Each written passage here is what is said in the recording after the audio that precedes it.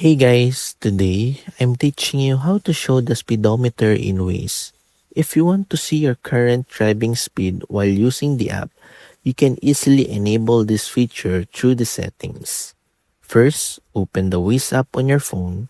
From the main screen, tap the menu icon, then select Settings. Scroll down and tap Speedometer. Next, turn on the option called Show Speedometer. Once enabled, your current speed will appear on the Waze map while you're driving.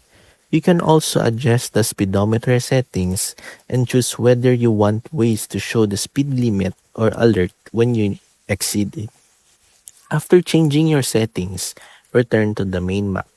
The speedometer should now be visible while you navigate, making it easier to monitor your speed directly in Waze.